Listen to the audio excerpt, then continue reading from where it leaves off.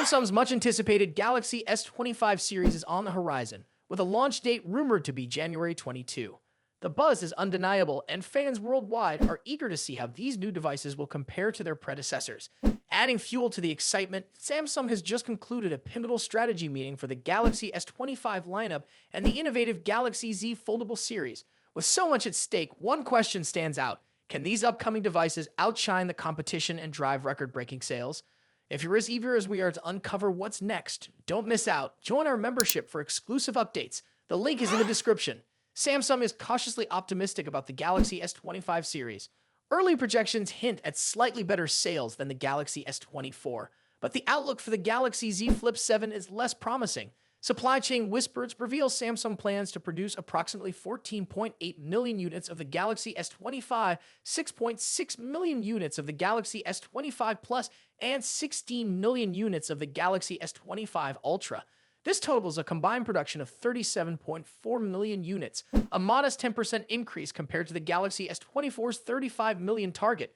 Whether last year's goals were met remains unclear, though Samsung has reported double-digit year-on-year growth in shipments and revenue for the Galaxy S24 series. However, when it comes to the Galaxy Z Flip 7, Samsung appears to be taking a more conservative approach. Reports suggest the company will produce just 3 million units, a significant drop from the 4.2 million units targeted for the Galaxy Z Flip 6.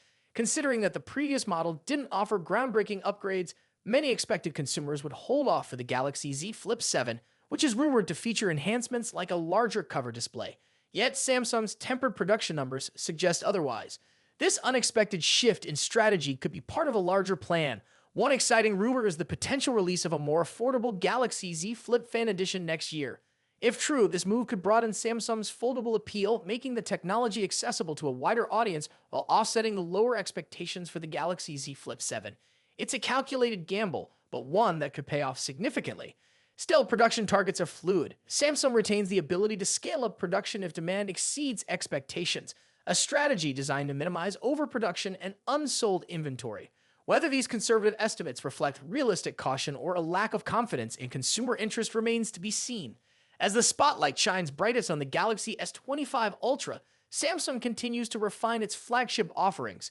The Ultra model, with its superior sales and profit margins, remains a key player in the company's portfolio. Meanwhile, the Galaxy Z Flip series, though still charting its course in the foldable market, has potential to redefine its category with consumer-driven innovations. If you're as curious as we are about what lies ahead, now is the perfect time to stay informed.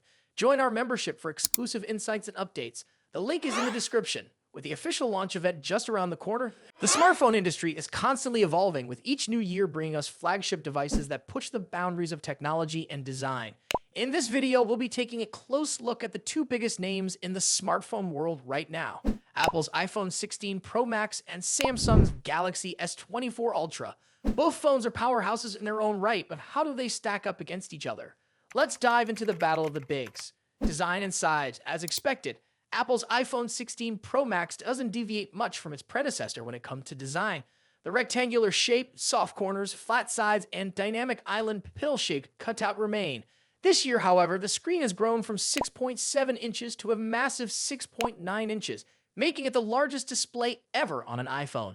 Its bezels are even thinner, but the overall dimensions have changed slightly, measuring 163mm by 77.6mm. In comparison, the Galaxy S24 Ultra is slightly smaller at 162.3mm in height, but a bit wider at 79mm, making it easier to handle for users who love to use the S Pen for sketching or taking notes. Speaking of the S Pen, Samsung once again offers the stylus nestled into the bottom of the Galaxy S24 Ultra. It's a feature that remains unique to Samsung in the flagship market, and one that many users either love or ignore completely.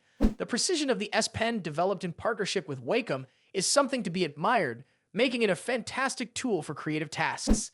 Apple, on the other hand, introduces some new tricks with its buttons. The Action button, which debuted in the iPhone 15 Pro series, returns, offering customizable functions for launching apps or activating Siri shortcuts. But the real star of the show is the new Camera Control button. This physical key, equipped with a capacitive surface, allows users to control the camera with a swipe, much like a traditional camera shutter button, enhancing the photography experience.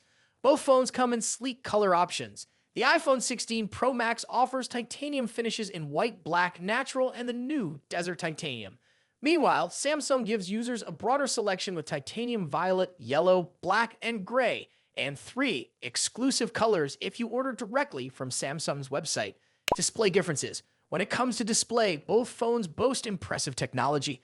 The iPhone 16 Pro Max features a 6.9-inch OLED panel with a 120Hz refresh rate and an always-on display that can drop its refresh rate to just 1 Hz, keeping your wallpaper or photos visible even when the phone is asleep. Samsung's Galaxy S24 Ultra comes equipped with its signature AMOLED screen, also featuring a 120Hz refresh rate and an always-on display. However, Samsung has a slight edge here with its anti-reflective coating, which makes the screen much easier to see outdoors. In contrast, the iPhone struggles with reflections in bright sunlight despite its high brightness. Color accuracy is another area where the two phones differ slightly. The iPhone's display leans towards a yellowish hue, while the Galaxy has a bit of a teal tint. But with both phones offering blue light filters and adaptive color calibration, these differences are minimal in day-to-day use. One new feature for the iPhone 16 Pro Max is its ability to drop to an incredibly low 1 nit brightness level, making it easier on the eyes in dark environments. Samsung's display already hovers around this level, so both phones are excellent for nighttime use. Performance and software. Under the hood, the iPhone 16 Pro Max is powered by Apple's latest A18 Pro chip, built on a second-gen 3nm process by TSMC. This cutting-edge chip brings significant improvements in performance and efficiency, particularly when it comes to handling heavy tasks like gaming and AI-driven processes. Apple has also focused on better heat dissipation, addressing the overheating issues that plagued the A17 Pro chip. The Galaxy S24 Ultra, on the other hand, is powered by the Qualcomm Snapdragon 8 Gen 3, specifically tuned for Samsung devices. While both chips are incredibly powerful, benchmarks show that Apple's A18 Pro takes the lead in CPU performance. However, in 3D graphics tests, the Galaxy S24 Ultra isn't far behind, offering stellar gaming performance. Both Apple and Samsung are pushing into the realm of AI, with dedicated NPU cores to handle AI tasks.